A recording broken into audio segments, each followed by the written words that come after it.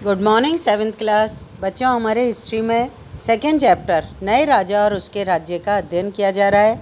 इसके ये चैप्टर हमारे पेज नंबर 16 से स्टार्ट हुआ था बुक में। हमने इसके अंतर्गत 4-5 पेज पढ़ लिए हैं 2 लेक्चर के अंतर्गत। आज हम 20 पेज नंबर से स्टार्ट करेंगे। यहाँ पर आप 20 पेज नंबर पर आप देखेंगे कि राजाओं के द्वारा जो भूमि दान उपहार के रूप में दी जाती थी ब्राह्मणों को या अन्य किसी व्यक्ति को, उसे उस भूमि के साथ साथ और क्या क्या चीज़ें प्राप्त होती थी, कौन कौन से अधिकार भी उसे साथ में प्राप्त हो जाते थे। ये सारी जानकारी आपके इस बॉक्स के अंतर्गत जो पेज नंबर 20 पर दी गई है, इसके अंतर्गत कल आपको पढ़ाई गई थी बच्चों। यहाँ पर हम आगे बढ़ते हुए आपके नेक्स्ट इस बॉक्स के जस्ट नीचे धन के लिए युद्ध पढ़ने से पहले यहाँ पर दिए गए पैराग्राफ का अध्ययन करेंगे। 12वीं शताब्दी में एक बृहद संस्कृत काव्य भी रचा गया था जिसमें कश्मीर पर शासन करने वाले राजाओं का इतिहास दर्ज है। इसे कल्लण नामक एक रचनाकार के द्वारा रचा गया था। नोट कर लो, कश्मीर के इतिहास की रचना कल्लण के द्वारा की गई थी। कल्लण ने अपना वृत्तांत लिखने के लिए शिलालेखों, दस्तावेजों, प्रत्यक्षदर्शियों के वर्णनों और पहले के इतिहास सहित अनेक तरह के स्रोतों का इस्तेमाल किया था। प्रशस्तियों के लेखकों से भिन्न वह अक्सर शासकों और उनकी नीतियों के बारे में आलोचनात्मक रुख दिखलाता था, इसलिए 12वीं सदी के लिए एक असाधारण ग्रंथ था। देखो, ये जो कल्लण के द्वारा लिखा गया कश्मीर का इतिहास था, कश्मीर के इतिहास पर लिखा गया एक ग्रंथ था। इस ग्रंथ की मुख्य विशेषता यह थी कि इसने जो जानकारियाँ एकत्र की थी वो आपके शिलालेख, दस्तावेज और प्रत्यक्षदर्शियों के वर्णनों और पहले के इतिहासों के आधार पर की थी या लिखा गया था। दूसरी, ये प्रशस्तियों के लेखकों से भिन्न था। प्रशस्तियाँ हमने पढ़ी थी विद्वान ब्राह्मणों के द्वारा शासकों की प्रशंसा के लिए लिखी जाती थी, जिन्हें राजा बहुत अधिक मान सम्मान और प्रोत्साहन देता था। वे विद्वान ब्राह्मण उसके लिए प्रशस्ति में बड़े से बड़े बखान करते थे। लेकिन कल्लण के द्वारा ये जो प्रशस्तियों का प्रयोग किया गया था, उसने सही का अध्ययन करने के बाद ही उनके बारे में इतिहास में अध्ययन किया था, इतिहास का अध्ययन किया था और लिखा था। तो ये एक असाधारण ग्रंथ कहलाता है 12वीं सदी का। आगे बढ़ रहे हैं बेटा हम। धन के लिए युद्ध, आपको हेडिंग दिख रही होगी नीचे। यहाँ पर आप देखेंगे, आपने ये गौर किया कि इसमें से प्रत्येक शासक राजवंश का आधार कोई क्षेत्र विशेष था। वे दूसरे क्षेत्रों पर भी नियंत्रण करने का प्रयास करते रहते थे, मतलब आपस में वो युद्ध करते रहते थे बेटा।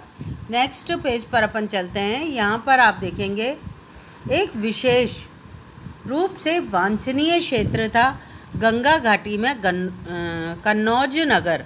नोट कर लेना इसको, गंगा घाटी के कन्नौज नगर के बारे में आप पढ़ रहे हैं। गुर्जर, प्रतिहार, राष्ट्रकूट और पाल वंशों के शासक सदियों तक कन्नौज के ऊपर नियंत्रण को लेकर आपस में लड़ते रहे थे। हमने इन राजवंशों का नाम अपने उसमें मैप में भी पढ़ा था। और इसके अलावा आपके सामान्य जानकारी के लिए बता दूं कि आपके मध्य भारत से लेकर दक्षिण भारत के नीचे तक जाते आते आपको ये सारे राजवंशों के नाम दिखाई देंगे। गुर्जर, प्रतिहार, राष्ट्रकूट और पाल वंश के जो शासक थे कन्नौज पर नियंत्रण रखने के लिए आपस में लड़ते रहते थे। इसका कारण क्या था? कन्नौज पर वो क्यों अधिकार चाहते थे? क्योंकि कन्नौज जो था वो गंगा घाटी में स्थित था, और जो गंगा की घाटी होती है वो बहुत ही उपजाऊ होती है, धन धान्य से परिपूर्ण होती है। तो ऐसी स्थिति में ऐसे क्षेत्र को प्राप्त कर ले या आधिपत्य में करने से राजा के साम्राज्य का विस्तार तो होता ही है, साथ में अपार धन दौलत की भी प्राप्ति होती है। एक उत्पादक क्षेत्र पर नियंत्रण करने से उसके संसाधनों में भी वृद्धि होगी। आगे बढ़ रहे हैं बेटा यहाँ पर। चूँकि इस लंबी चली लड़ाई में 3 पक्ष थे, इसलिए इतिहासकारों ने प्राय इसकी चर्चा त्रिपक्षीय संघर्ष के रूप में भी की है। जैसा कि हम देखेंगे पृष्ठ 62 से 66 इसी बुक के अंदर 7th क्लास के स्टैंडर्ड में आपके बुक में पेज नंबर 62 से 66 के बीच में शासकों ने बड़े बड़े मंदिरों का निर्माण करवाकर अपनी सत्ता और संसाधनों का प्रदर्शन करने का प्रयास किया था। इसलिए जब वे एक दूसरे के राज्यों पर आक्रमण करते थे तो मंदिरों को भी अपना निशाना बनाते थे, जो कभी कभी बहुत अधिक संपन्न होते थे। आप अध्याय 5 में इसके बारे में पढ़ेंगे, इसके बारे में और जानकारी प्राप्त करेंगे बेटा। यहाँ पर आगे बढ़ रहे हैं फिर नेक्स्ट पैराग्राफ पे। अफ़गानिस्तान के गजनी का सुल्तान महमूद, नाम नोट कर लो, अफ़गानिस्तान, गजनी और सुल्तान महमूद ऐसे शासकों में था जो प्रसिद्ध थे। 997 ईस्वी से 1030 मतलब टोटल उसने 33 वर्ष तक शासन किया था और अपने नियंत्रण का विस्तार मतलब जिस एरिया में वो शासक था, सुल्तान था, उसने अपने राज्य का विस्तार किया था। कहाँ पर? मध्य एशिया के भागों में, ईरान और उपमहाद्वीप के उत्तर पश्चिमी हिस्सों तक किया था। वह लगभग हर साल उपमहाद्वीप पर हमला करता था।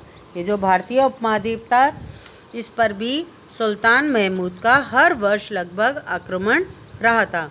उसका निशाना होते थे संपन्न मंदिर, जिसमें गुजरात का सोमनाथ का मंदिर शामिल था। नोट कर लो, गुजरात का सोमनाथ का मंदिर। यहाँ पर महमूद जो था, सुल्तान महमूद, वो प्रतिवर्ष लूट मार करने के उद्देश्य से आता ही था। आगे बढ़ रहे हैं बेटा अपन। महमूद जो धन को उठाकर ले गया, उसका बहुत बड़ा हिस्सा गजनी में एक वैभवशाली राजधानी के निर्माण में खर्च किया गया था। सुल्तान महमूद अपने द्वारा जीते हुए लोगों के बारे में भी कई बातें जानना चाहता था और उसने अल बरूनी नामक अल बरूनी का आपने नाम सुना हुआ होगा बच्चों। अल बरूनी अपन ने पहले भी पढ़ा था, 11वीं शताब्दी का एक महत्वपूर्ण इतिहासकार था। ये अल बरूनी नामक एक विद्वान को इस उपमहाद्वीप का लेखा जोखा लिखने का काम सौंपा गया। अरबी में लिखी गई उसकी कृति किताब अल हिंद आज भी इतिहासकारों के लिए एक महत्वपूर्ण स्रोत है, क्योंकि उसके द्वारा भारत में आकर भारत का अध्ययन किया गया, न केवल भौगोलिक सीमाओं का बल्कि सामाजिक, राजनीतिक, आर्थिक, व्यापारिक सभी कंडीशनों का उसके द्वारा उस पुस्तक में ब्यौरा दिया गया था। तो ये जो पुस्तक है जो अल बरूनी के द्वारा लिखी गई थी, क्या नाम है उसका? अल हिंद, किताब अल हिंद आज भी इतिहासकारों के लिए एक महत्वपूर्ण स्रोत है। अल बरूनी ने इसे तैयार करने के लिए संस्कृत के विद्वानों से भी परामर्श किया था, क्योंकि ये अरेबियन भाषा में लिखी गई थी, अरबी भाषा में लिखी गई थी। लेकिन यहाँ भारत में आने के बाद इस पुस्तक को लिखने के लिए उसे भारतीय लोगों से बातचीत करनी पड़ी थी। संस्कृत के विद्वानों से भी विचार विमर्श करके ही इस पुस्तक को लिखा गया था। युद्ध करने के बाद दूसरे राजाओं में चाहमान भी थे, जो बाद में चौहान के रूप में जाने लगे थे। वे दिल्ली और अजमेर के आसपास के क्षेत्र पर शासन करते थे। उन्होंने पश्चिम और पूर्व की ओर अपने नियंत्रण क्षेत्र का विस्तार करना चाहा, जहां उन्हें गुजरात के चालुक्य और पश्चिम उत्तर प्रदेश के घेड़वालों से टक्कर लेनी पड़ी थी। चाहमान, जिन्हें हम चौहान के नाम से जानते हैं बच्चों, चौहानों का सबसे प्रसिद्ध शासक था पृथ्वीराज तृतीय, जिसका शासनकाल 1168 से 1192 तक का रहा था, जिसने सुल्तान मोहम्मद गौरी नामक अफ़गान शासक को 1191 में हराया था, लेकिन दूसरे ही साल 1192 में उसके हाथों वो हार गया था। मोहम्मद गौरी और पृथ्वीराज चौहान का जो युद्ध था बच्चों, बहुत ही क्या कहते हैं उसको अपन, बहुत ही विशाल युद्ध था। इस युद्ध के पश्चात जो थी मध्य एशिया की ये शक्तियाँ भारत में एंट्री करने लग गई थी। ठीक है बेटा, आगे बढ़ते हैं अपन इसी चैप्टर में नेक्स्ट पेज पर। यहाँ पर आपके एक मैप दिया हुआ है। दक्षिण भारत मुख्य रूप से इसके अंतर्गत दिखाया गया है। दक्षिण भारत की जिन सीमाओं में चेंज दिखाया गया है बच्चों, वो आपको ये डैश डैश डैश की लाइन दिखाई दे रही ना, परिवर्तित सीमाओं को इस तरह से दिखाया जाता है, वो आपको यहाँ पर शो किया गया है। अब आप इसके अंतर्गत विभिन्न क्षेत्रों का अध्ययन कर सकते हैं, जैसे आपके गंगावादी, चोल, नोलामवादी, कदम, बादामी, चालुक्य, विक्रमादित्य के अंतर्गत कल्याणी, काकतीय, उरेबुर, तंजावुर, मदुराई, पाड्यन, कोच्चि, बेगी, दक्षिण कलिंगा, कलिंग, ये सारे के सारे आपके दक्षिण यादव, ये सारे के सारे आपके मैप के अंदर बताए गए विभिन्न क्षेत्र हैं। अपन इसके बाद इसके नीचे दिया हुआ मैटर पढ़ते हैं, उदयपुर से तंजावुर तक। यहाँ पर बेटा आपके जो दिया हुआ मैटर है इसके अंतर्गत आपके, एक सेकंड बेटा, उदयपुर से तंजावुर तक का जो एरिया था इसके बारे में आप अध्ययन कर रहे हैं। चोल वंश सत्ता में कैसे आया, कावेरी डेल्टा के मुट्टियार नाम के स्थान एक छोटे से मुखिया परिवार की सत्ता थी। वे कांजीपुरम के पल्लव राजाओं के मातहत थे। देखो फिर से मैं पढ़ रही हूँ, ओरेयूर से तंजावुर तक चोल वंश सत्ता में कैसे आया था इसके बारे में अध्ययन कर रहे हैं। कावेरी डेल्टा भी एक प्रमुख स्थान था, ये भी एक बहुत ही उपजाऊ क्षेत्र था और कावेरी डेल्टा के मुट्टियार नाम के एक प्रसिद्ध छोटे से मुखिया परिवार की सत्ता थी। यहाँ पर ये जो कावेरी डेल्टा था यहाँ पर एक छोटे से मुखिया परिवार की सत्ता थी, उसका नाम क्या था, वो किस नाम से फेमस था, मुट्टियार। वे कांचीपुरम के पल्लव राजाओं के मातहत थे। कांचीपुरम के जो पल्लवों के राजा थे उनके द्वारा ही उन्हें वो क्षेत्र दान उपहार में प्राप्त हुआ था। उरियार के चोल वंशीय प्राचीन मुखिया परिवार के विजयालय ने 9वीं सदी के मध्य में मुटियारों को हराकर इस डेल्टा पर कब्जा कर लिया था। उसने वहाँ तंजावुर शहर निशुंभ सूदनी देवी का मंदिर बनाया। निशुंभ सूदनी देवी का मंदिर जो है बेटा ये एक फेमस मंदिर है। अपने आगे बढ़ते हैं। विजयालय के उत्तराधिकारियों के द्वारा पड़ोसी इलाकों को भी जीता गया और उसका राज्य अपने क्षेत्रफल और शक्ति दोनों रूप में बढ़ता ही चला गया। दक्षिण और उत्तर के पांड्यन और पल्लव के इलाके इस राज्य का हिस्सा बना लिए गए। राज प्रथम, ये नाम नोट कर लो। विजयालय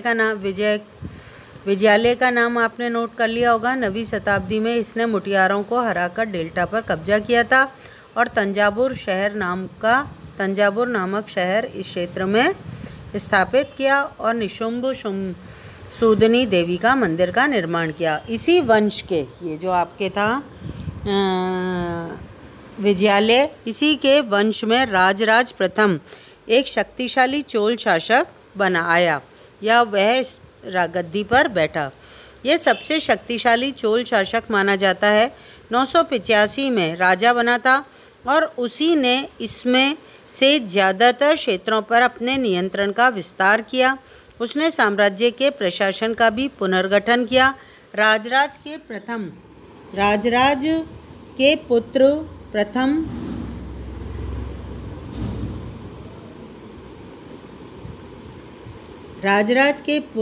प्रथम राजेंद्र प्रथम ने उसकी नीतियों को जारी रखा। उसने गंगा घाटी और श्रीलंका तथा दक्षिण पूर्व एशिया के देशों पर हमला भी किया।